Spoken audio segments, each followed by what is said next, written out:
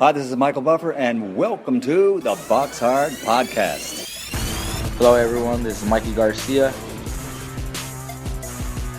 This the monster from the swamps, Regis Rougarou Program.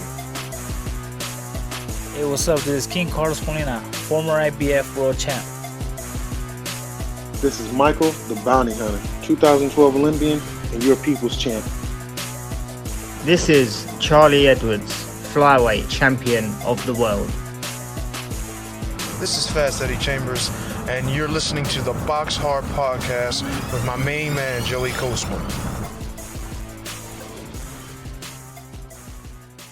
Hello, everybody, and welcome to episode 217 of the BoxHard Podcast. I am your host, Joey Coastman. I'm joined by Mr. Ayaz Sumra. Ayaz, how you doing? I'm good, Joe. Yourself? Very good, my friend. Very good. Let's dive straight into the review part of the show. This is the BoxHard Podcast. This is the same show that has brought you 75 world champions in 216 shows. 75 different world champions. The most international boxing podcast on the net. But yeah, little plug there. Let's dive straight into the review part. We're going to start here at the Hangar in Costa Mesa, California last week in USA, of course. A shock, in my opinion, over here, an upset. This is the first result I'm going to read of a weekend packed full of unexpected outcomes, I guess. Not necessarily always did the underdog win when I'm saying that, but I mean, even when the favourite won, the favourite won in circumstances which no one really saw. But let's start though.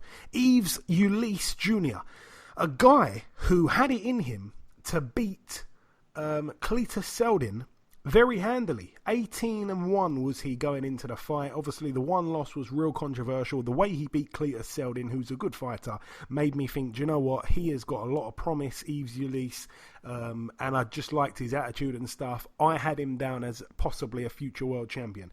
Anyway, he got in there with Ismael Barroso, a man we know really well. The fight was at 140 pounds, which I think means that Barroso perhaps moved up. I want to just double check that before I decide on it, just to make sure. Barroso, well, no, he's been kind of fighting at like 138, stuff like that, in his last few fights. So I guess, yeah, he's pretty much a 140-pound fighter now. Obviously, he was at 135 when he boxed Crolla a few years ago. But Yves Ulysse Jr., a guy that I thought would be able to deal with him, well, it wasn't to be. He lost unanimously over 12 rounds. That was 7-5 on one or two cards, and very wide. I think it was 9-3 on another card. Barroso actually had a cut eye himself in the 12th and final round, but beaten very soundly there, Yves Ulysse Jr. That was a result I had to look at and do a double take almost. Couldn't believe it. Also on the card, Jason Quigley, friend of the show now, 17-1, a KO for him in 3 rounds against Abraham Cordero, who's now 13-5 with 2 draws. Moving out now to the ICC Exhibition Centre in Sydney, New South Wales, Australia. Over here we got to see Tim Tszyu move to 15-0. It was a TKO for him in 4 rounds against Jack Brubaker, who's now 16-3 with 2 draws. That one was for the IBF Australasian Super Welterweight title. The corner threw the towel in for that finish there. Brubaker was taking some serious punishment. The towel came in. So Tim Tszyu 15-0. Bit of a grudge match that one was. Also on that same evening, I believe it was, but in the 2300 Arena in Philadelphia, Pennsylvania, USA. Friend of the show, Mykal Fox, we will be speaking to him at some point later on in the show. He's now 22-1. It was a unanimous decision win for him over 8 rounds against John Arellano. Very wide on the cards there. I think there may have even been a knockdown. I'll have to ask Mike, because the scorecards were quite weird having a look at them now. 80-71 times 2, so that would indicate a complete shutout over 8 rounds plus a knockdown for Mykal Fox. But then the other card was 78-73. So I'll have to ask what happened there, because I haven't actually seen it. Mykal Fox, unbelievable that he makes 140 being about 6'4", and John Arellano, I think he was previously at lightweight or whatever, but he also boxed. He's about 6'2" as well, so big guys for their weight. Moving out now, though, to the Bell Centre in Montreal, Quebec, Canada. Once again, this is another one where, in my opinion, it didn't go the way we thought it'd go. David Lemieux, former world champion, now 41-4 inside 45 fights. He took on Maxim Bursak, obviously, a decent fighter to a certain level. He was supposed to box Billy Joe Saunders. The fight never ended up happening. Anyway, it went down as a split decision win for David Lemieux. I think David Lemieux was on the canvas twice during the fight, which I'm absolutely shocked about. Bursak, I think, was down once as well himself, if I'm not mistaken, but unbelievable there, just to see that, a split decision win for David Lemieux. I can't believe Bursak was able to take the punches. I can't believe Lemieux was on the floor, but a lot of people screaming that was a bit of a hometown decision there, and that Bursak perhaps deserved to win that fight there. No belt on the line. Moving out now to Mexico, the Auditorio GNP Seguros in Puebla. Over here, there was a couple of belts on the line. Let's start here with the top of the bill, Emmanuel Navarrete, now 30-1, a WBO World Super Bantamweight title defense against Francisco Horta, who's now 20-4 with one draw. It was a TKO in the fourth round there for Navarrete. No real shock there. Jerwin Ancajas also on the bill. He's now 32-1 with two draws. He defended successfully his IBF World Super Flyweight title against Miguel Gonzalez. He was able to TKO Gonzalez in the sixth round. Gonzalez now 31-3. And then moving out to Saudi Arabia at the Diriyah Arena. Let's start with the undercard. We have to start with the undercard. We're going to start here with Diego Pacheco, a young prospect. He got a first round knockout against Selemani Saidi, who's now 20-16 with five draws. Diego Pacheco 8-0. Also on the bill, we got to see Mohamed Majidov, a guy that holds a win in the amateurs over Anthony Joshua. He boxed Tom Little. He was able to TKO Tom Little in 2 rounds. It was a real mismatch, really, when you think about it. Tom Little now 10-8. I still want to see him fight Dave Allen, to be honest, but I mean, yeah, it was what it was. We knew what was going to happen. It was a foregone conclusion. When Tom Little went down, to his credit, he got straight back up and he just thought to himself, forget this, I'm just going to swing, and he really did swing from the rafters. He just went for it. It was real ballsy because he was hurt, he was down, and he just got back up, fought fire with fire, but he ended up getting staggered a few times, I think is fair to say. I'm not sure he was going to go down, but a few times he got hit. I'm not sure if he was off balance or what, but he just looked a bit unsteady. He got staggered a couple of times, and the referee just jumped in. And to be honest, I felt like the referee did him a favour there, so no complaints from me. Also on the bill, Dillian Whyte got a win over Marius Wack. A lot of people saying it wasn't impressive. I actually missed it, and people are begging me to not watch it back, so I'm not going to. Apparently it was a dreadful performance. Dillian Whyte returned, though, and he's now 27-1, a 10-round unanimous decision against Marius Wack, who's never really in a good fight. Can't really say that about too many heavyweights. He's now 35-6. Ayaz, did you watch any of the Dillian Whyte fight? Was he bad to watch, or did you not see it? I did not see that fight as well myself. Perhaps we've both made a good decision by missing that one, though, by what we're hearing. Filip Hrgovic moved to 10-0. It was a TKO for him over 3 rounds against Eric Molina, former world title challenger ×2, I believe he is. Wasn't it Wilder and Joshua? I think so. Anyway, he's now 27-6. Another loss for Molina. It was for the WBC International Heavyweight title. To be honest, from what I saw of that fight, I mean, Molina was actually getting hit in the back of the head. I mean, I think he did try and milk it time and time again, but the referee wasn't having any of it.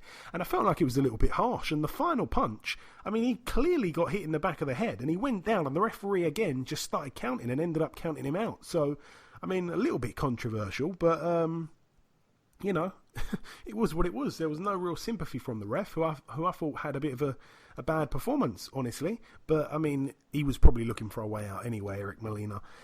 Friend of the show, though, I wish him all the best. And also on the bill, Alexander Povetkin, 35-2. He's now got a draw. He drew with 18-1, now 18-1 with one draw. Michael Hunter, friend of the show. A split draw. One judge giving it to Hunter by 2 rounds. That was the Italian judge. One judge giving it to Povetkin by 2 rounds. That was the Russian judge. Of course, he did the Russian a favour. And then the final card that came in, the American Glenn Feldman didn't do Michael Hunter a favour. He didn't do a favour for his fellow native like we saw the Russian do for Povetkin. He gave it a draw, 114-114, so a split draw there. The wrong decision in my honest opinion. I'm going to talk through the fight just here. The first round was quite a shocking round. It was a brilliant start from Hunter. It was all-out aggression. It wasn't what I expected, if I'm being honest. You know, he came straight out. Literally, the first punch he threw was thrown with intent. He was nailing Povetkin time and time again with a 1-2. You know, straight shots. The right hand would travel quite a long way, actually, quite some distance, and it was straight. It was dead straight. So he would double up. You know, he would throw the left and then straight behind it. Boom, with a right. It was boom, boom, 1-2. Real good stuff. You know, the speed of Hunter was troubling Povetkin straight away. He perhaps might have caught Povetkin cold, I don't know. But, you know, Povetkin's legs dipped twice in that round, and I couldn't believe the start that Hunter had made. I thought, wow, is he gonna get him out here early? Because that would be real impressive. The second round, once again, Hunter was able to pick his shots nicely. The skills of Hunter... perhaps they don't always look pretty on the eye to everyone, but it's clever stuff. His ring generalship is right up there with the best heavyweights in that division, you know. Povetkin did hit Hunter with a big right hand that worried me for a second in that second round, but for me it was another Hunter round. Some people gave that one to Povetkin though, I believe. The third round, Povetkin, I felt might have nicked it, but it was a real close round. I mean, no one really did anything big. It was quite a scrappy round, to be honest. Round 4, again, another real close round. I felt like it could have gone either way, but I felt Hunter might have just pinched it.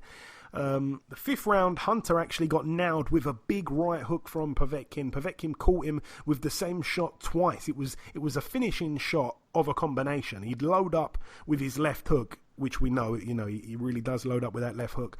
But he was when he was throwing a combination, he was kind of ending it on a right hook, and it was almost as if Hunter had been reading his previous combinations and never expected it to end on a right hook. It was almost like that happened because he kept getting hit with the last punch of the combination, which always was a big right hook. It was like he didn't expect it, and Hunter actually was rocked, and the ropes may have held him up. Honestly, if I'm being completely honest, I feel like the ropes might have just held him up there. He may have gone down, but of course a knockdown wasn't scored, and thank God for that because I'm biased. But I'm trying to remain not biased because I did that when I was scoring it. You know, Hunter held on straight away. You know, he grabbed hold of Povetkin, and he got through the round. I mean, Hunter's nose started to bleed at that point. Povetkin, for me, won that round. So I had it 3-2 to Hunter after 5, but again, I felt like some people could have easily had it 3-2 to Povetkin. The 6th round for me was a Hunter round.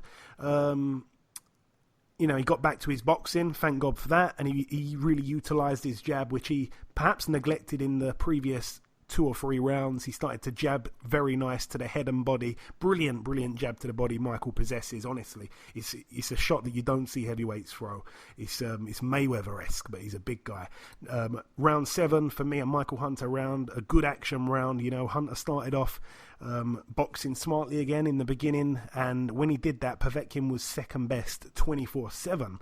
But then Povetkin landed a good right hook on Hunter, and Hunter I think hurt Povetkin as well to the body, and he had some big moments. He was teeing off on Povetkin. In round 8, I gave it to Hunter once again. It was a bit of a nothing round. I mean, the tidiest stuff I felt came from Mykal Hunter rather than Povetkin. So again, I had it either 6-2 or 5-3 to Hunter.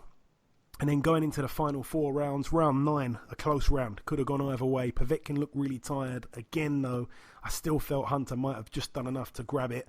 Round 10, definitely a Hunter round. He was just a bit too cute for Povetkin. Povetkin was really tired at that point. Hunter wasn't really overexerting himself. The round wasn't one-sided as such, but he just did enough to win and win clearly. And he landed some great body shots again in that 10th round. The 11th round was a massive round for Mykal Hunter. Again, the straight right hand paid off for him, and Povetkin showed an unbelievable chin. I couldn't believe he was still on his feet at the end of the round. Hunter needed to keep something in the tank though for the final round. I felt like he couldn't afford to fry it all away and pour all of his energy into the 11th round, because Povetkin didn't go anywhere, and you knew Povetkin had to give it his all, or you certainly thought he had to give it his all to try and be in with a chance of having a close couple of cards perhaps. But little did we know he was already winning the fight on one card, and and it was very close on the other card. And in the 12th round, it was a scrappy round. Povetkin came on strong in the last round. Hunter seemed to tire. I think I gave that last round to Povetkin. So, yeah, that round there probably lost Hunter the fight, unfortunately. I'm not saying he shouldn't have done what he did in round 11. He did what he had to do. He's a smart fighter. He knows a lot more about what he's got in his tank than I do and stuff like that. But in that 12th round, Povetkin had to just go balls to the wall, really, because he, in everyone's eyes, he was losing, apart from the Russian judge. And because he won that round, that's probably... I haven't seen the actual scorecards from the judges round by round. If anyone's got them, send them in to me, please, on Twitter, at BoxHard Podcast. But I think where Povetkin won that last round, that's where the draw card from Glenn Feldman, that's probably where you give him that round and it ended up being a draw. And then, obviously, that's what ended up being a split draw. If he'd have won that last round, I'm sure Glenn Feldman would have probably had it to Hunter. But yeah, good stuff. Where do both men go? I'll come to you first, Ayaz, actually. I'm sure you've seen the fight. If you want to say a couple words on it, of course, take it away. But also, where do both men go from here? Povetkin, 40 years of age now. It was a good fight. For me, Hunter should have won the fight. Where do both men go? For me, I think they should do a rematch. Obviously, there's a talk about Anthony Joshua fighting next to the UK. I think he should be on that undercard. And obviously, I think Mykal should get his revenge and win, and hopefully do and get the W on his record. Yeah, I would definitely welcome the rematch. It was a tough fight though, and I just felt bitterly disappointed. Not with Mykal, but with the judge. The judges. The Russian judge was absolutely abysmal.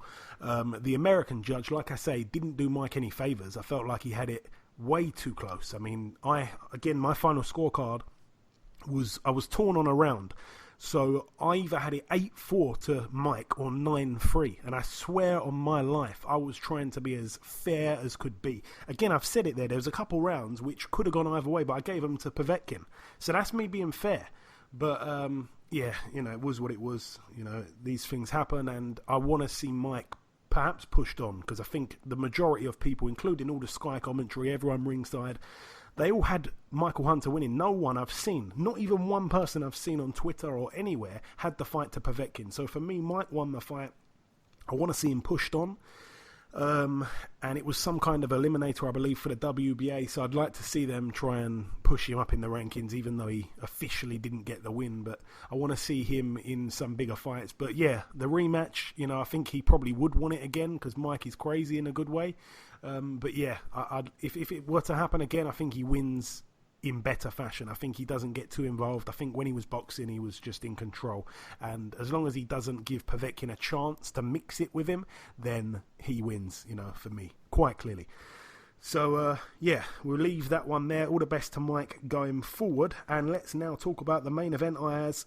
We went to the predictions on it. We also went to the predictions on Hunter Povetkin, by the way. Let me just fetch them. I went with Hunter points, so did you, Ayaz, so did the listeners. It was unanimous, but it wasn't on the scorecards. It was a draw, so no points gained there. And then the main event, me and you, Ayaz, both went with Ruiz to win by knockout. The listeners went with Joshua to win by knockout. We were all wrong. It went to points. No one predicted that had happened. Therefore, no points gained this weekend with our prediction league. But the fight itself, Andy Ruiz was really bad in my honest opinion. He loses all of his belts, now 33-2. Anthony Joshua now 23-1, obviously a two-time heavyweight champion now. And Andy Ruiz has lost his first fight very clearly, because that other loss was real close, could have gone either way. This is the first time he's lost evidently, hands down. It wasn't even close. So he's got to be disappointed with himself and all the decisions he'd made going into the fight. But just talk me through it, Ayaz. What did you make of it? It wasn't the greatest fight, to be honest. We all thought he's going to be a knockout, or Joshua Ruiz, Andy Ruiz knockout, or Joshua knockout. For me, Joshua reminded me of Vladimir Klitschko with the jab, and hold, jab, grab. Andy Ruiz came in overweight, did not look the greatest, said that he didn't train. For me, it's just a one-sided fight. Couldn't really say much about it. Joshua reclaimed his belts, but it looks like when Andy Ruiz won the fight, he made a lot of money, partied, and didn't train well. And this is what happened to him. Obviously, Joshua wanted to keep it safe and just went to distance and won the fight on points. Yeah, it seems like Andy Ruiz really shot himself in the foot, and I'm gonna discuss a couple of topics surrounding the fight after I just give my quick breakdown here. The first round, it was a good start from Anthony Joshua. He was boxing smartly. He was actually moving his feet really well. He was picking his shots great. He kept his distance. He seemed extremely focused. He won the round, and he even cut the left eye of Ruiz with a right hand. I mean, Ruiz didn't land anything really in the first round, so a great start there from AJ. The second round, another Joshua round. He, I think, was cut on his left eye himself, but again, I was impressed with Joshua. He stayed disciplined. There was one point where he did trade, but he quickly stopped himself from getting too involved. It was real disciplined stuff. The third round, another AJ round. The question was, though, could he keep the discipline and box to a defensive-minded game plan for the whole 12 rounds? It was yet to be seen. We'd never seen anything like that from him before. So for me, he won the first 3 rounds. Round 4, another round for Joshua. Ruiz did finish strong. He was able to get inside at the back end of the round. It was encouraging signs for him, but he didn't really waste any energy. I felt like even though Anthony Joshua was winning the rounds, he wasn't really putting a dent in Ruiz, and therefore Ruiz was willing to kind of let the fight go late, because he probably was thinking AJ's going to tire late on, and AJ was so concentrated, the mental pressure that he was under, you felt like it would tire at some point. He'd tire at some point with all that pressure on him and, the concentration and stuff like that. You felt like he'd fade. But Ruiz perhaps was banking on that, but it didn't really come. The 5th round, Joshua again was still in full control. No signs at that point that he was tiring or slipping in concentration. The rounds were starting to slip away from Ruiz. He was already approaching the point in the fight where he'll need a stoppage to win. Perhaps again that was probably the game plan all along. He probably didn't plan to win on points anyway. Round 6, a great round for AJ. I really liked his demeanour at that point in the fight. His jab was exquisite. It was a perfect performance from him. Going into the second half of the fight, again, round 7, Joshua won that round for me. Let go of the right hand a little bit more than usual in terms of his previous rounds on that night. And when the pair traded, both men would miss the big shots. So Joshua was doing well to not get hit when trading. It was all Joshua though, and I couldn't really express enough at that point how smart he'd been while boxing in there. The 8th round for me, I actually gave that one to Ruiz. AJ seemed to abandon the smart tactics for whatever reason. He got wobbled definitely in that round, and I was thinking, could it all be about to unravel for Anthony Joshua after a very smart fight? Was he tiring? Was he losing concentration? It was going to be an interesting 9th round, but in the 9th round, AJ came out. He landed a quality shot in the round. I can't remember which punch it was, but he seemed like he got a little bit too excited, and I think he thought Andy was there for the taking after he landed that good shot. I think it was a right hand. It must have been a right hand. And, he tried to go for Andy, but then he came off worse. And, it just kind of reminded me, every time AJ would trade with Ruiz, he always comes off second best. Ever since the first knockdown in the first fight back on June the 1st, where Ruiz got knocked down, that was the only ever time where Joshua got the better of a trade-off. Ever since Ruiz got back off the canvas, every single time they'd trade, Ruiz always would get the better of it. So, they traded there, and then Ruiz got the better of it again. But, AJ won that round. It was just the moment that Ruiz had. The 10th round, another AJ round. I had it 9-1 after 10 rounds for AJ. I think some people gave Ruiz 2 rounds in the entire fight. I only gave him 1. Round 11 for me, another AJ round, and then round 12, another AJ round. It was just... it was what it was. One point I want to arise, and again, I said I'm going to speak about a couple points here. I remember a lot of people were saying that Fury against Klitschko was one of the worst heavyweight fights ever. But for me, this one was way more boring. All in all, I felt a little bit sad to lose out on £25 because I paid for the pay-per-view, you know. There was a couple of mismatches, Molina versus Hrgovic, Little versus Majidov. The bad decision in the Hunter fight left me with a sour taste in my mouth, and the shocking performance from Dillian White, which I actually missed, thank God, and then topped off by a real boring action kind of performance. There wasn't, you know, it was quite actionless, wasn't it, really? After the first fight just made us think, wow, we need to see that one again. What's going to happen? AJ's going to get put to sleep again, many people thought, and he didn't lose a round, and he didn't really risk it at any point. And I respect that from a boxing standpoint 100%. But from an entertainment standpoint, it was one of the most boring fights I've seen. We did all expect fireworks, you know. They do often say that rematches are never as good as the first fight, and that's not always the case, but it certainly was the case in that fight there. But yeah, I just want to give a lot of credit to Rob McCracken. You know, he got a lot of disrespect after the first fight. There was talk that AJ should leave him. I think Rob McCracken did a tremendous job, you know, getting AJ disciplined, working out the game plan.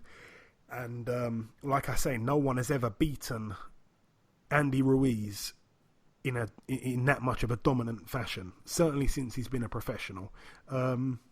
Yeah, it was underwhelming from Ruiz, you know, very bad in terms of the partying and stuff like that. He's completely, you know, he's completely to blame, really, for the poor performance. And his excuses afterwards weren't good enough. You know, you can't just say, oh, I've been partying, I haven't been training, I've been training myself only for 3 months and stuff like that. You know, he's really perhaps lost the hunger for boxing. You know, all that money he won, he's been paid here for a second time. He never has to box again. So in some ways, he's a bit of a legend. But, you know, he really could have won that fight, and that would have been the end of it. He could have gone and boxed Deontay Wilder for millions once again. AJ did prove to us that he can box to a plan. I mean, I know I wrote that on Twitter, and a lot of people said, hey, what about the Parker fight? He boxed to a plan in the Parker fight. For me, he did, but he gave up many rounds. I mean, that one, if I remember correctly, I think Parker probably won about 5 rounds or something like that, if I remember correctly. And the referee was literally breaking them every single time Parker got in close. So, you know, for this fight here, I don't think the referee did AJ that many favours. I think he was breaking them when they got close, but not badly. It wasn't like, oh, this is blatant, ridiculous referee, and I didn't think the referee did too bad.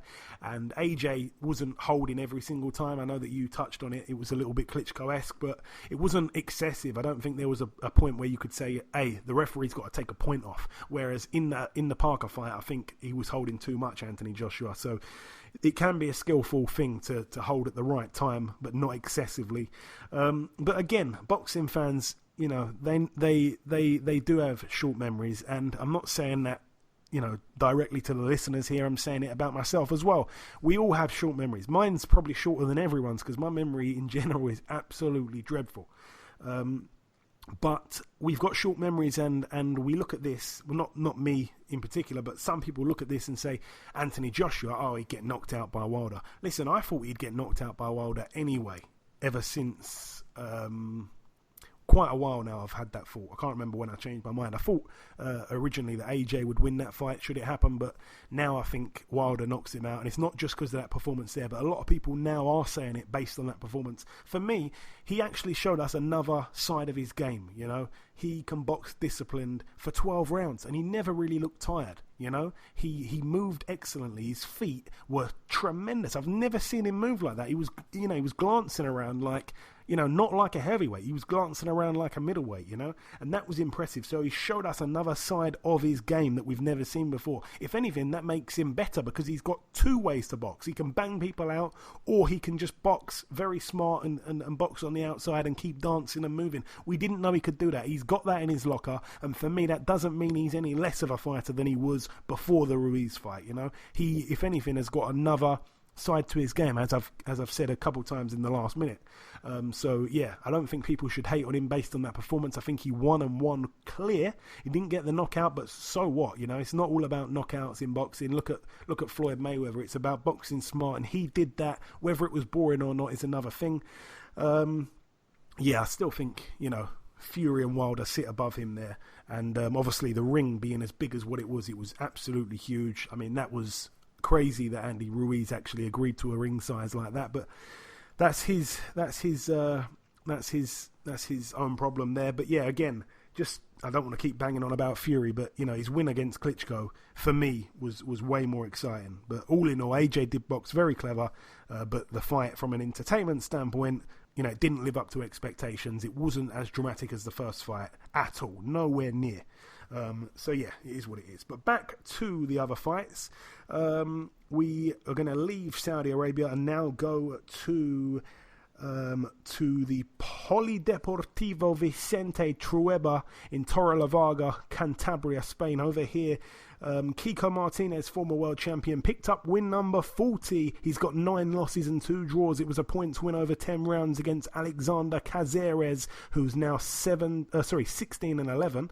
Also on the bill, Sergio Garcia, the guy that slayed the big cheese, Ted Cheeseman. He's now 31 and 0. It was another defense of his EBU European Super Welterweight title against Fouad El Masoudi. That one was on points over 12 rounds. It was a bit of a mismatch, really, on paper. Masoudi 3-3 in his last 6 fights going into that fight. It's another loss for him. He's now 17 and 12. How on earth did he get in position to fight for the European title? I'll never know. And the final bill to mention at the Barclays Center, Brooklyn, New York, USA. This one was on Showtime. I had to stream it. It was on Premier Sports as well, but you had to pay for that. I had a brilliant stream, by the way. The stream I had was crystal clear, HD. It didn't give me any lag or whatever at all. And to be honest, if every stream could be as good as that one, I'd never pay for a pay-per-view. It was unbelievable. This one was, by the way, promoted by TGB Promotions, which of course is Tom Brown, and Lions Only Promotions, the new promotional outfit from Jamel and Jamal Charlo. I actually think it was Jamel, who wasn't boxing on the bill, who actually played the promoter role of his twin brother's card. So very interesting. But anyway, Jamal Charlo picked up a win. It's now 30-0 for him. TKO win in the 7th round over Dennis Hogan, the very tough and gutsy former 154 fighter. So is Jamal Charlo, to be honest. But yeah, Jamal Charlo was just too good for Dennis Hogan. He's a tough guy, Hogan. He really is. He's right up there with some of the toughest guys in the middleweight division. I'd like to see him take on a Gabe Rosado or a Maciel Selecki, someone like that. That'd be a good fight for him. But yeah, Hogan was down in round 4 and round 7 where he was TKO'd. That one, of course, was for Charlo's WBC World Middleweight title. Moving down the undercard, just 2 fights to mention. Marlon Tapales, now 33 and 3. He was TKO'd in 11 rounds by Ryosuke Iwasa, 26 and 3. That one was for the interim IBF World Super Bantamweight title. Tapales was down in the 3rd round and that 11th round where he was TKO'd. And Iwasa really showed up. I think Iwasa's the guy that TJ Doheny beat. They're talking about perhaps getting that on. They'd like a rematch there. Doheny, he'd like the rematch with Iwasa. And also on the undercard, a fight I was thoroughly looking forward to. Chris Eubank Jr. boxed for the interim WBA World Middleweight title against Mati Korobov.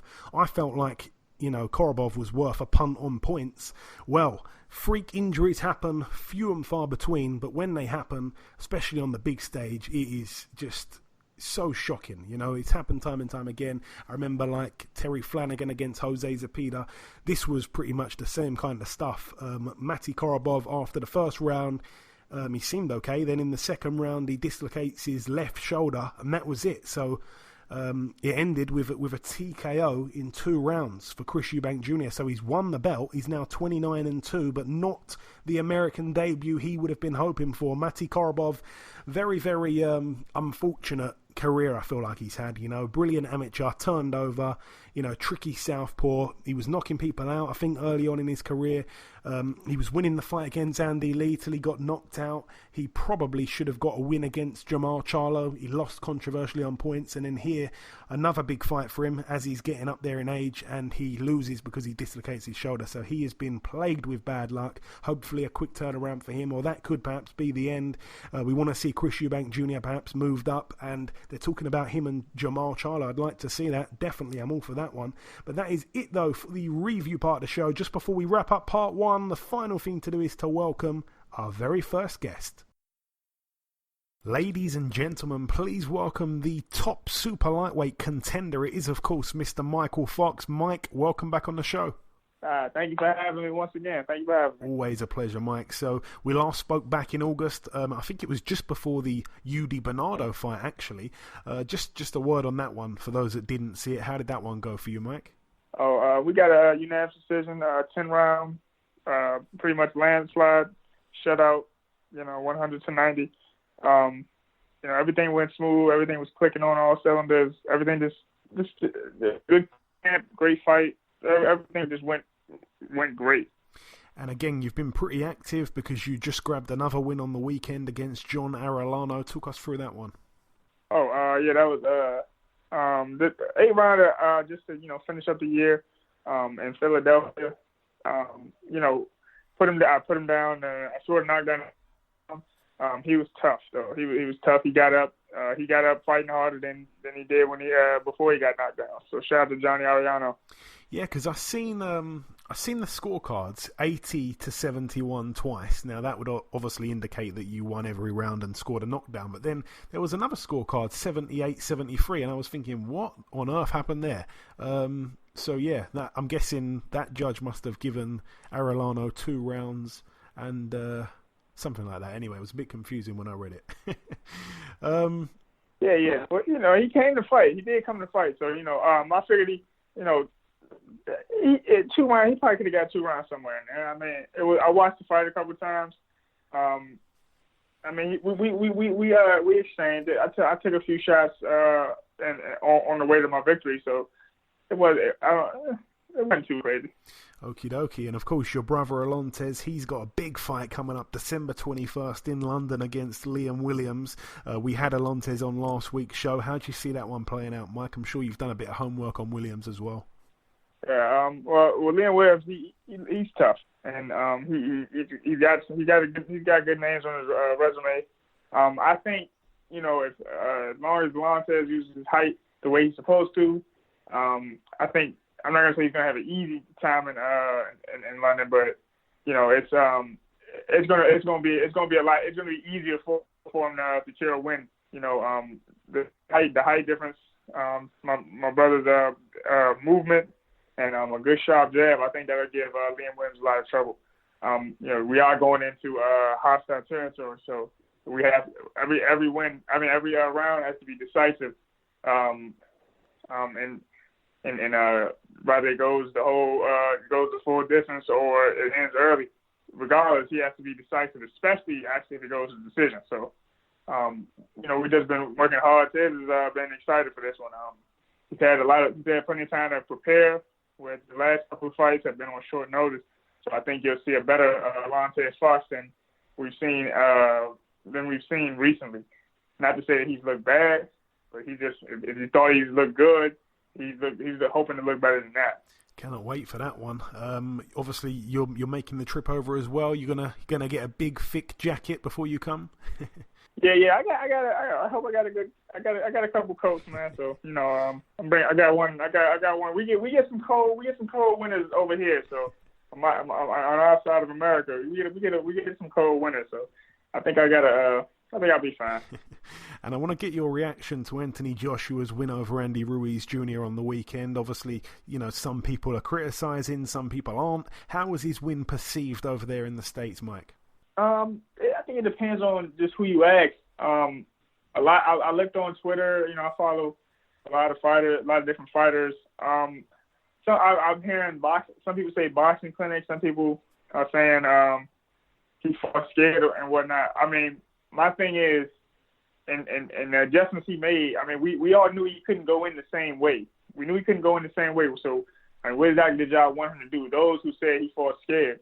But, I mean, to me, I think he looked good. I think losing that weight actually helped because I think had he come back the same weight he was in the first fight, he wouldn't have been able to keep up the lateral movement for 12 rounds. So I think that weight loss really benefited him. He came in looking a lot slimmer, had more of a boxer's build and less of a kind of a. To me, he's always looked like a power lifter in there. That just had a good trainer. This time he actually looked like a boxer. This is the first time I actually seen Anthony Joshua moving lateral like that. It was impressive the way he made those adjustments. I like the way the fight went. I'm actually happy that Anthony Joshua won, just because right after his loss, everyone's like, "Yo, we need a new trainer, man." Somebody, tell him, man, you get a better trainer. He this, he that. He ain't gonna do it. He's a flash in the pan. I'm like, dude, you get one loss. That's where we going after winning a gold medal and winning 3 of the 4 major titles. Man, he's a flash in the pan. That's one hell of a flash in the pan. And he made what, $20 million, something like that for that in that loss. That's not a flash in the pan to me. So I was happy for him. I was actually happy for him just to quiet everybody down, man. He did deserve that. I'm disappointed in how Andy Ruiz came back to the ring. With his weight gain and everything. It's disappointing because there's a rematch clause. That means business isn't concluded yet. You got one win over him. You got to do it one more time. That business hasn't been concluded. And I mean, you went on the victory, so what you should have big time in your life, but that victory so has to end and you get back to work. But I don't think it's the end of Andy Ruiz either. I think Andy Ruiz is still a dangerous fighter. He's still someone who has there's still a lot of big potential fights for him. This isn't the end of him. And, people are going to really ridicule him and get down and get on him the way they did Buster Douglas when he came back, when he gained a bunch of weight. So, it's just going to be a shot of redemption. His next fight's going to be redemption for him. I don't know. And I can honestly say I don't know if he'll get a rematch against Anthony Joshua. I think Eddie Hearn is you got past him. Let's move on. So, I think he kind of drew that opportunity, but there's more fights to be made. Yeah, for sure.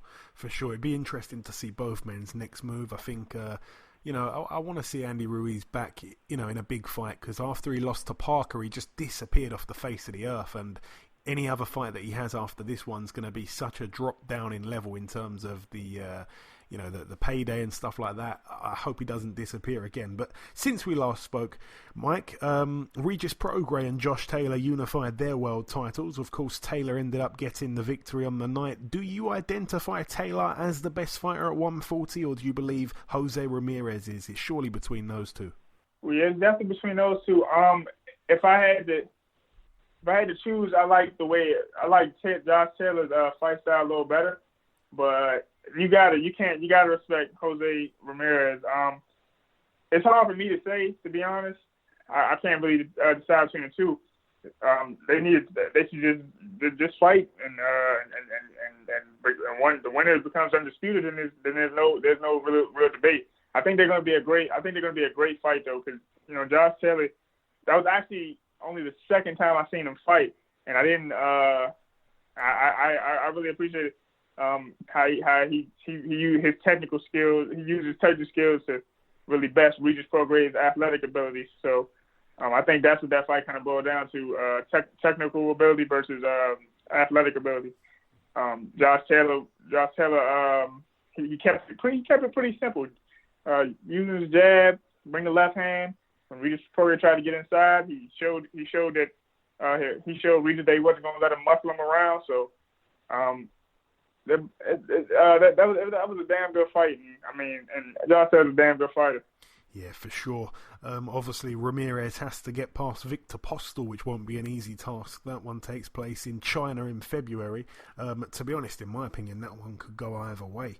And just finally, Mike, before I let you go, I'm asking this question to everybody in the month of December. Every December I do the same thing here. What is on your wish list for the following year? So for 2020, where can you be in a realistic world? Where can you be and where do you want to be this time next year? I think this time next year, realistically, I want to be somewhere in the top 5, if not holding a mandatory position for a future title opportunity. If I have to be realistic, if I'm being realistic about it. Yeah. I think I got ranked in the top 15 in the WBA and the IBF. The realistic goal is just keep climbing the ladder. Of course I could do it, but I think throughout the history of my career, it's been a little tough to get fights. I think that's going to be a little tougher Guys who are ranked higher are going to want to keep their rankings, and they're going to want to ascend. They're not really going to want to fight. If I'm number 14 and they're number 9 or 10, they're going to be looking forward, not looking at who's behind them. So I think realistically, mandatory position or somewhere in the top 5. That's a realistic goal to me. Just climb the ladder. I can't. World title. It's my year.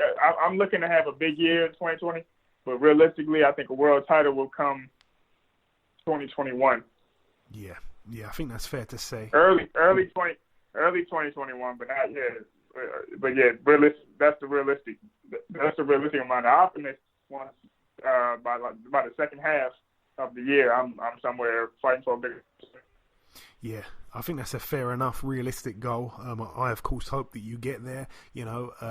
It's not like you've had a bad 2019. In my opinion, you've had a absolutely fantastic 2019. I mean, I thought that you beat Ergashev, so that would mean that you'd be undefeated for the whole year. I know firsthand that you'd fight anyone. You and your brother will fight anyone, anywhere. So credit to you. And I'm not going to say you need to improve loads. I'm just going to say more of the same. That'll get you there, my friend. Believe me. And just finally, Mike, before I let you go, any closing words at all for our listeners? Just lastly from yourself. Thank you to everyone who listens to the podcast when I'm on there. Thank you to everyone around the world. If I have any fans around the world, thank you for supporting me. Thanks to my team, and especially thanks to everybody back home where I built my foundation. I'm thankful to everybody. Thank you to Marshall Kaufman for putting time into me. Thank you to my advisor Michael Rao. I'm grateful for the year I've had. And I'm looking to making a big year out of 2020. Absolutely. Listen, Mike, it's always great speaking with you, my brother. Like I say, we'll keep an eye out for what's next with you. Thank you for your time, and I'll see you real soon. Man, thank you, man. I'm looking forward to it. And shout out to BoxHard Podcast. You always show love to me and my brother. You always show love to the family, so thanks a lot. Okay, now it's time for part 2 on this week's show. We seem to have lost Ayaz midway through the show, so it would just be me carrying the entire show myself. But that's totally fine. Let's start, like I say, as per usual, with the news part of the show. We're going to start here with the news that the Dillian Whyte UCAD drug fouled test situation thing has all been sorted out now. I'm not quite sure the ins and outs. Of course, we never really do know the ins and outs with situations like this when it comes to boxing. Sadly, that's why it is quite a hard sport to follow and understand all the time. It really is. There's a lot of things we don't know, and even the insiders don't know. But yeah, that whole situation seems like it's cleared itself up, and as a result of that, Dillian Whyte has been reinstated as the WBC interim heavyweight world champion. So yeah, that's good stuff for him. Also, I should mention that Danny Garcia will be fighting Ivan Redkach, that one to take place on January 25th at the Barclays Center in New York. For me, it's another fight that Danny Garcia's having where, I don't want to call him a cherry picker, but he has had so many of these fights now against guys that are just nowhere near his level, It's like he has one big fight for maybe 5 or 6 small fights, like boxing the likes of Brandon Rios when he did.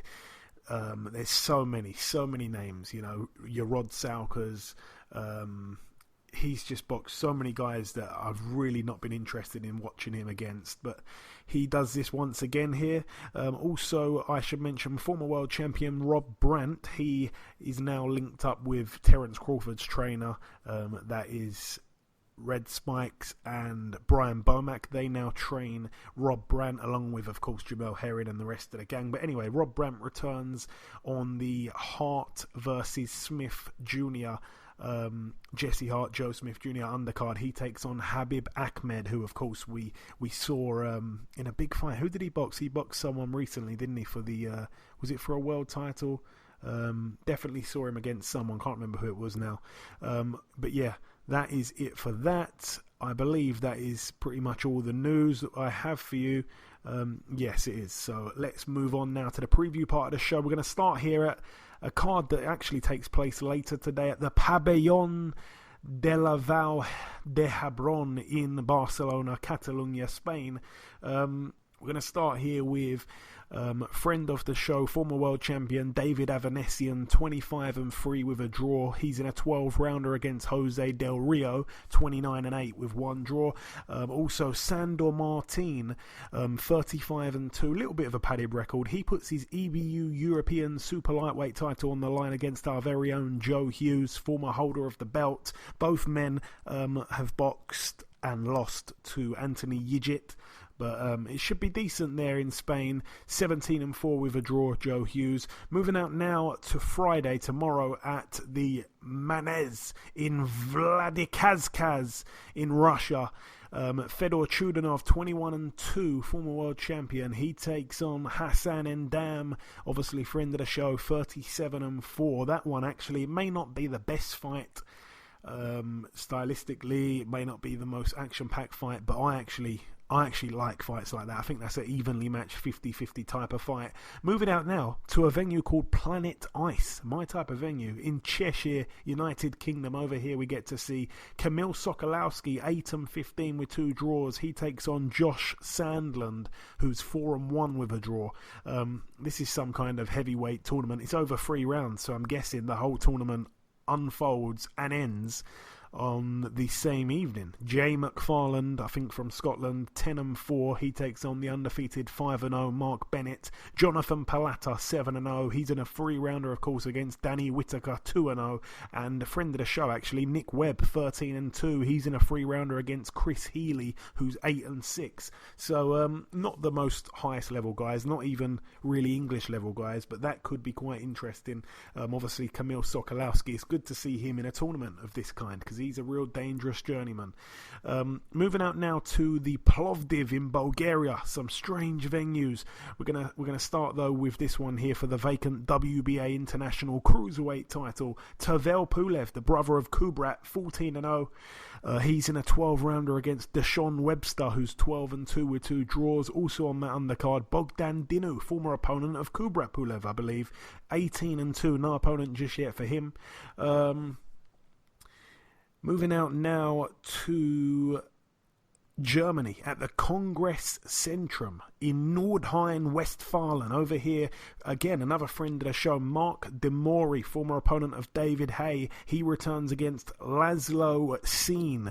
Mark Demori, 37-2 with 2 draws. He's in an 8-rounder against Laszlo Seen, 6-38. Bit of a mismatch there on paper. Come on, Big Mark. Moving out now to the Brentwood Centre in Brentwood, Essex. This is a great card, by the way. This is the card that again, that card I mentioned before with Kamil Sokolowski. That was an Ultimate Boxer card. This one here is the Golden Contract. Once again, an MTK format and a card by MTK once again, where we get to see, four blue balls and 4 red balls, I believe it is, in a bag. And if you pick out a blue ball, then you get to choose your opponent, and the blue balls are numbered 1 to 4. So if you pick out a blue ball, you got number 1, then another guy picks out number 2, number 3, number 4. They all take a position to the left, and then all the guys that pick out red balls take a position to the right, and then all the guys on the left, whoever's got the number 1 ball, he can choose anyone on the right, and it goes like that pretty much. So basically, the draw as it unfolded. Again, these are 10 round contests. We saw Stephen Ward, 12-0, take on Ricards Bolotniks, 15-5 with a draw. Tommy Philbin, 13-0. I think he took the first pick. He got Serge Michel, who's 9-1.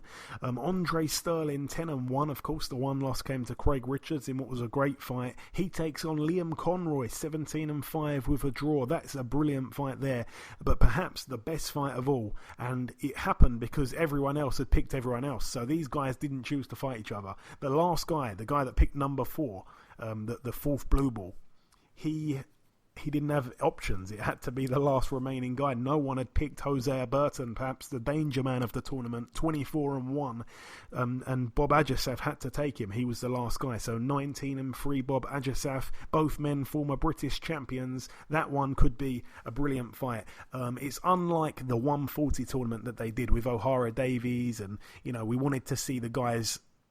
There was a couple guys we wanted to see O'Hara Davies fight. Those fights didn't happen, and these ones, all the juicy fights are happening in the first round. So that is good for boxing fans this Saturday at the Brentwood Centre. Also on that bill, I should mention Dan Aziz, 10-0. He fights for the vacant English light heavyweight title against Lawrence Asuki, who's got a record of 9-0 with one draw. Also in a 6-rounder, but no opponent just yet, George Fox, 3-0, the son of Don Charles. That's a 6-rounder there. Moving out now to the York Hall in Bethnal Green, London, United Kingdom. Few fights to mention on the bill. We get to see the return of Harley Ben, 6-1. Not quite sure if he's boxed since his loss, where he lost to a guy who had never won a fight in his pro career. He's in a 6-rounder against MJ Hall, who's 2-47 with 2 draws. Also on the bill, former British champion Johnny Garton, 23-2 with a draw. He's in a 6-rounder against Jordan Granham, who's 5-67 with 2 draws. Moving out now to the Myth. I like that venue there. Is it even happening? The Myth in Maplewood, Minnesota, USA. Over there we get to see former world champion and friend of the show, great guy, Caleb Truax. I think it's this week, since it's been about 2 years, I think, since he beat James DeGale at the Copper Box Arena. His record 30-4 with 2 draws, Caleb. He's in a 10-rounder against David Basajemivuli. Definitely saying that wrong, but anyway, he's got a record of 16-4 with a draw. That's over 10 rounds there. And the big one, I've really flown for it quite quickly here. The big one, of course, takes place at the MSG, the Madison Square Garden, New York, USA. I'm going to start here, I think, with the undercard. Let's start with a guy that was on last week's show, George Kambosos Jr., obviously the big sparring partner of Manny Pacquiao. He is in a 10-rounder. His record 17-0. He takes on former world champion Mickey Bay. A real crossroads fight. Could be a blinder, that one. Mickey Bay 23-2 with a draw. Certainly not done yet, Mickey Bay. Just been plagued with inactivity. He'd like to get back to being a bit more active. Michael Conlan, 12-0. He's in a 10-rounder against Vladimir Nikitin, 3-0. Both men undefeated. Both men have got that history from the Olympics where Nikitin got a very questionable decision over Michael Conlan, and that's what started the middle finger poses that Conlan likes to do now. Every picture he's in, he's got his middle finger up, and it all started there because he didn't like the decision, so he stuck his middle finger up, I think, at the judges and the officials, and rightly so. I make him right there. In Rio in 2016, he was wronged, but it's his chance here to make it all right again in the pros. And also on the bill, Richard Comey, 29-2. He puts his IBF World Lightweight title on the line against Teofimo Lopez, 14-0. Friend of the show, Teofimo Lopez. Richard Comey, a guy I've been trying to get on the show for a while. It almost happened, and it didn't in the end. So, yeah, perhaps we'll get him on at some point in the future. But I really like Richard Comey. Very, very dangerous fighter. Certainly a massive puncher. 26 KOs from 29 wins. His 2 losses were extremely, extremely controversial. Could have gone either way. Both split decision losses. He really could still call himself unbeaten because they were that close, Obviously, Teofimo Lopez, a guy that's on the up. He's still only 22 years of age, and he's in a rush, and I'm not quite sure why, but he's in a rush. He doesn't like to wait around. He's calling out the big names like the Lomachenkos. He really wants to fight Lomachenko, and he's his own man. He's a smart guy. We've had him on a couple times before. He really knows what he's talking about, and he's such a likable character. He's got that special something in him, he's just got that ingredient, I feel, personality-wise, I suppose, that I can just see him going right to the top. He's got something special about him, and I'm talking about his personality, but I can also match that with his fighting style. A real exciting fighter, and didn't have the best performance last time out. Everyone was criticising him. Well, let's see how he fares against Richard Comey, because if he knocks Richard Comey out like he predicts, I think he's been saying, put your money on me, between rounds 1 to 6 or something like that. If he can deliver on that, then believe me, he is the real deal. But we seriously will find out the answer this Saturday night. Really looking forward to that one. And also Terence Bud Crawford, 35-0. Can he move to 36? He puts his WBO World Welterweight title on the line against the undefeated Egis Kavalauskas, 21-0 with a draw. That draw came to Ray Robinson in his very last fight. Again, Ray Robinson, the guy that also got a draw with our very own Josh Kelly. Just if you haven't heard of Kavalauskas, he also was able to beat up and stop David Avanesian, obviously the guy that beat Kerman Leharaga, the guy that we're hoping will fight Josh Kelly at some point, but he's fighting later tonight, Avanesian. I mentioned him a few moments ago. So Egis Kavalauskas is a very good fighter. I think he was quite a solid amateur as well, so it's going to be interesting. I think he will have a couple of moments here and there, but of course you can't really pick against Terence Crawford, who is arguably the pound-for-pound king right now in boxing. I'm not saying he is. I know it's between a couple of guys at the very top, but he's right up there, and no one can argue with that whatsoever. Yeah, we really should have gone to the predictions, I suppose, but we didn't. But we should have gone to them on the Comey fight and the Lopez fight, and of course the Crawford and Kavalauskas fight, but we didn't, unfortunately. So the Prediction League hopefully comes back real soon.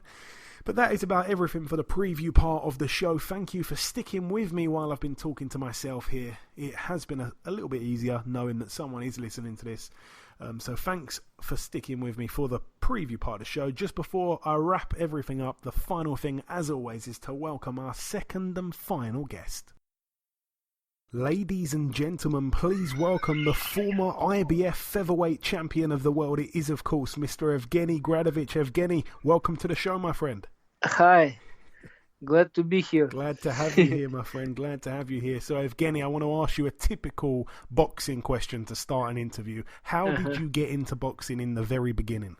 Oh, actually, it's just I was probably 12 years old. My brother, I live in small city, it's like village, maybe 15,000 people, and my brother went to boxing, and one day I say, well, why not? I will go too, just because they for warm up boxers used soccer and basketball 30 minutes soccer, 30 minutes basketball, but I very liked soccer, that's why I go there. And after maybe 1 year in boxing, I already begin like not soccer. I begin like boxing, something like that. Actually, it looks like my younger brother bring me to my boxing. Okay, interesting story. Mm-hmm. Interesting. Yeah. And obviously, you fought in the amateurs. What's your one kind of best moment of your amateur career, Evgeny? Actually, I had no bad amateur career. So, and the best moment before I go to professional, my last tournament was World of the Cup of the world petroleum countries. Okay. And I won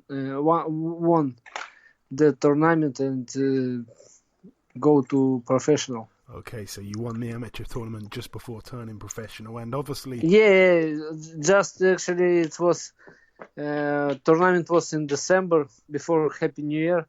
And in February, I already went to United States. Yeah, I was going to ask you, Evgeny, because obviously you made your professional debut in the United States. How come you left Russia and went to the States? My friend from amateur career, Sergey Kovalev, you probably know who is it. Yeah, probably. Everybody knows, yeah, in boxing. So we talked to him. When he maybe fought 2 or 3 maybe fights, I said, "Oh, it's good idea. Go to professional. I maybe will try to professional too, but maybe it will be in Russia. I don't know for sure." He said, "Oh, actually, good idea. I will talk my manager, Edis Klimas, about you." I say, "Oh, it would be good." And after maybe couple weeks, my manager Aegis Klimas called me and say, "You want a professional?" I say, "Yeah, let's do it." And he said, "Okay." He sent me tickets, everything, and I came to North Carolina. It was first destination in the United States, and training camp for Don Turner's training camp. Okay, and obviously, you turned professional March the 19th, 2010. You boxed in Kentucky, and obviously it was on the same card as Sergey Kovalev. It didn't last very long, though. You got the guy out of there, first round knockout, Evgeny. What do you remember from your pro debut? Actually, I remember that fight because it was first professional fight. I mean, because it's different. It's not amateur. Believe me. I feel it like a new person in boxing because it looks like different. In small gloves without headgear and a little bit confused for me. But yes, it was not so difficult opponent. But I won first round TKO. It was like good. Good step for professional. Yeah, it was good opponent for me, because if it would be little bit maybe stronger opponent, it would be maybe different fight. Yeah, maybe, but like I say, a very good start, a first round. Yeah, nobody knows. Yeah, a first round knockout though in your debut, like I say, and by 2013 you were already 15-0, and that's when, of course, you got your shot at the world title against the champion Billy Dib, March the 1st, 2013. Tell me what you remember about that night, a split decision win. Oh, this was very interesting, because my managers call me and say, "Okay, we have 5 weeks preparation, but it's title fight. You understand, it's not too much for preparation." But I say, "Okay, let me thinking about that. Maybe 1, 2, 3 days. I will let you know what I think." And maybe I thought a lot about that, but maybe next day I call my manager. A lot of my friends say me, "Let's do it. You will lose nothing, but it's title fight." I say, "Yes, correct. It will be perfect." And I call my manager and say, "Let's do it," and we did it. And how did it feel to become world champion? Oh, actually, it's like never before. You feel this moment when said at the new champion. This is moment. I don't know. Maybe you never feel it like that, because I don't know. It's once a life, can be like that. You feel very, very, very perfect. I don't know how to say it for sure. Nobody knows probably, but because it was very amazing time for me. I had more title fights next, but it wasn't like first title. Yeah, it was very perfect. Yeah. And like I say, it ended in a split decision win. Obviously, you were the underdog going into the fight. You mentioned you didn't have lots of time to prepare, just under 5 weeks. Just talk me through the fight, because obviously you had to fight stronger, fight better. You had to dig deep like you hadn't done before in a professional ring to get the win. It wasn't easy fight. It was a difficult fight for me, but I felt very perfect in that moment, and I thought I won without some problem, because I feel perfectly in the fight. But split decision it's not my opinion, but judges gave their decision, but it is what it is. But anyway, I won that fight, and thanks God for that. Absolutely. And again, you defended your belt one time against Mauricio Munoz before giving Billy Dib a rematch. Now, obviously, you said it there, you didn't really agree in the first fight. It should have been a split decision. You don't agree with that. So you give him the rematch, you drop him in the 6th round, and then you knock him out in the 9th round. How did it feel to finally close the book, if you like. Now it's no longer close. You knocked him out. That's it. Finished. Yes, actually, I deserve everybody that first fight I won for sure. That's why I deserve in second fight in rematch. I knocked him down in 6th round probably, and he stopped the fight in 9th round. So it was still no bad fight. Billy Deep was not bad, but actually I did what I have to do because I prepared very well. Distant training camp, good sparring partners, good preparation, good everything, and I deserve that. I deserve the win that fight. Absolutely. And like I say, you then defended against Alexander Miskachian. Then you drew against Jason Velez. Now, there were some very different scorecards on that night against Jason Velez. One judge gave it to you by quite a few points. The other judge gave it to him. The other judge had it a draw. How do you feel that fight should have been scored? Do you feel like you were unlucky to get a draw against Velez? Actually, fight against Velez, I think Velez think that he lost that fight because after decision, he come to me and say, "Congratulations, you won this fight. Thank you so much." Actually, nothing bad for Velez because it was good fight. I won that fight, I believe, and he come after fight and said that he lost. Everything good. I keep my title and moving forward. So actually everything good about this fight. And then you came to London to box Lee Selby. You were beaten for the first time in your career. You also lost your title. It ended with an 8th round technical decision because your right eye was severely cut. Tell me about that fight because that didn't look like the Evgeny Gradovich that we seen before that fight. Actually, I can't tell you about it because you're from England. I'm just kidding. Yes, actually, it was.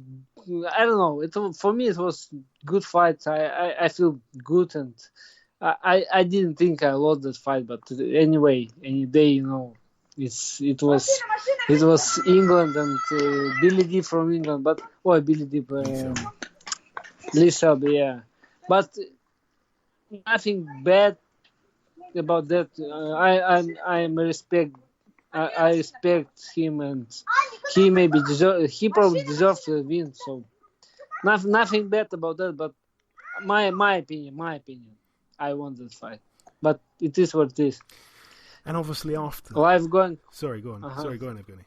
No, it's okay. No, it's okay, good. Now, after that, obviously, you had 2 wins over Aldemar Silva and Jesus Galicia, but they were split decision wins and majority decision wins.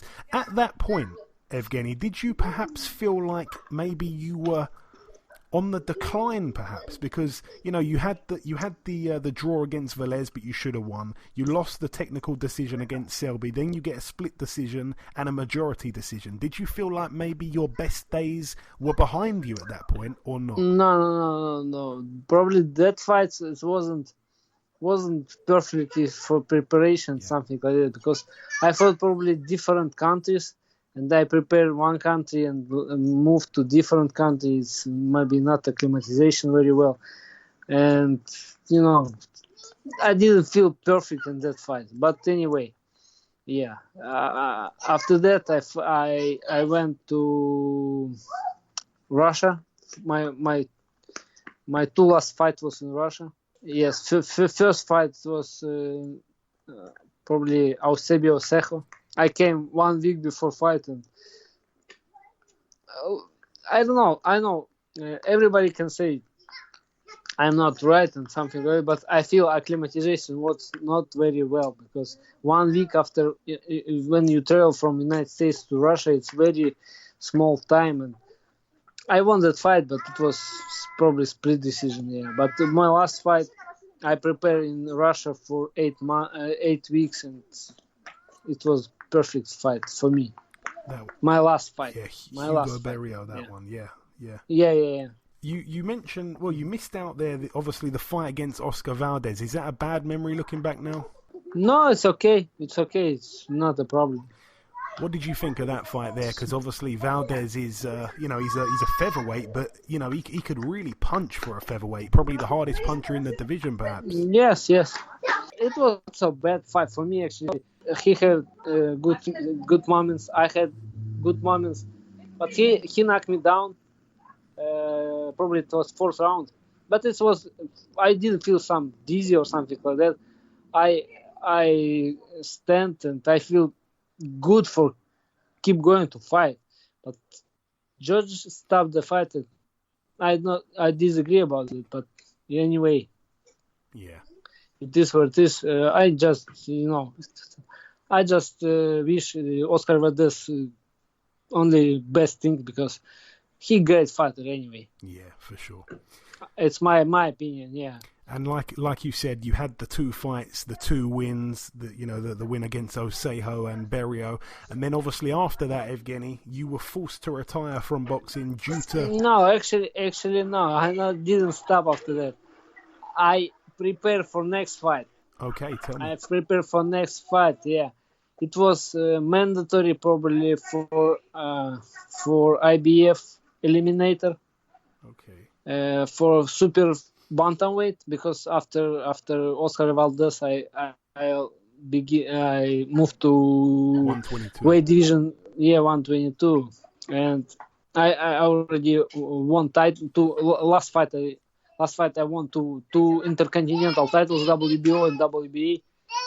And next fight I had to fight some guy from Australia again. Sorry, I forget his name. It was mandatory for IBF eliminator. Oh, I prepared for fight. Was it one of the Maloney brothers? No, not Maloney. It's maybe Ireland or he from Australia. He already lost his title. Is it TJ Doheny? TJ Doheny, yes. I prepare for that fight. We have to fight in Russia. I prepare probably around 5 maybe weeks already, and my old problem, my vision. So I begin feel much worse for my vision. When I prepare for fight, it's getting worse and worse and worse because it's big, a lot of training, and I feel not very comfortable. And I came to my coach and said, probably no more for me, because I know for me it was difficult decision, but I have to, because life is going on and I have to feel perfect, good for my family, for everybody who with me. And I said my coach probably no more, because I feel not perfectly already. See, it's obviously such a sad ending, because again you were in a position to make another run, and no one knows how good you may have been at super bantamweight at 122. Yeah, absolutely. But I actually, I didn't feel my weight. My weight don't worry me, and I feel perfectly. I thought I can win. I can get title for super bantamweight, but it is what it is. And Evgeny, I can't tell something more. Do you kind of, perhaps not now because it's been a couple of years, but do you miss boxing? Do you ever kind of feel sad that you can't box again? Every day I wake and think I will be back, but no, I can't do this. My wife said, if you will be back to boxing, I will divorce with you. Because she take care about me, about our family. So no need risk for that. Well, the brilliant thing, obviously, is that you are in the history books, and no one can tell you that you're not. You've won a world title. You've had the big fights. I want to ask you just a couple of quick questions, Evgeny, just to finish it all off. Who would you say is the best fighter that you've ever shared a ring with in the professional game? Juan Manuel Marquez, my favorite fighter. Yeah. Did you ever get to do any rounds with him at all? No. He's actually he finished career in 147. I can't spar him. Yeah, he began from 126. It's good. It's my weight division, but. And who is the best fighter that you have had a fight against? The best fighter? Yeah. Probably it was Oscar Valdez. Yeah. I believe so. Yeah, he was the best fighter who I fought. And what about the best fighter that you ever sparred? Because obviously you was in that Robert Garcia boxing gym. There was lots and lots of guys coming through that gym, brilliant fighters. Were you there the same time as the likes of Maidana and all those guys? Yeah, actually, I didn't spar Maidana, but I sparred Mikey Garcia, who right now one of the best fighters in the world. So. Brilliant fighter. Yeah, it was a great sparring session for me, for him too. So when he prepared to fight, when I prepared to fight, so it was perfect time for me, for him. And we always remember that sparring session, so it was perfect. I got a lot from Mikey. Is he the best fighter you ever sparred? Probably, yeah, I think so. Yeah, I'm a massive fan of Mikey. He's an incredible fighter. He's a good fighter. He's good. He's a great person. Like I know. Yeah, he's a wonderful person. I actually thought he was going to beat Errol Spence. I really did. You know. Oh. Okay. But I want to ask you, Evgeny, what are you up to nowadays? Now that you haven't boxed for a couple of years, I know that I can hear your kids in the background. It sounds really fun. Are you enjoying yourself? Are you enjoying life? Yeah, I'm enjoying myself. I enjoy my family. You know, it's the best time in the world. My family is... I very love my family, so... Excellent. Yes, I miss about boxing, but it is what it is. My manager, Egis Klimas, gave me a work here in Oxnard, California, where I live. So, life is going on, and I am happy. Absolutely. Anyway, any day, yeah. And just finally, Evgeny, I want to ask you this question. I like to ask this question to everyone that we speak to from different countries.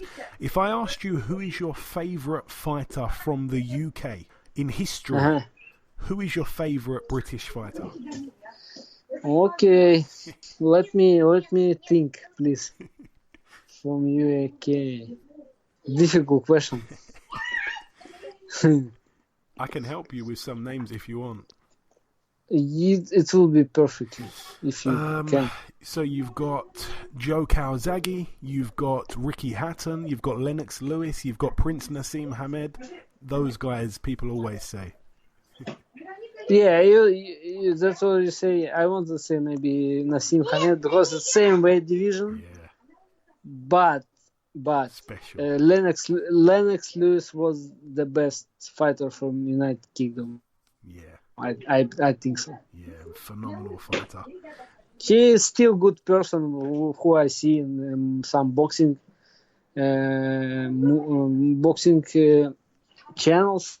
He's still feeling good and he looks like he can fight still. He can still fight.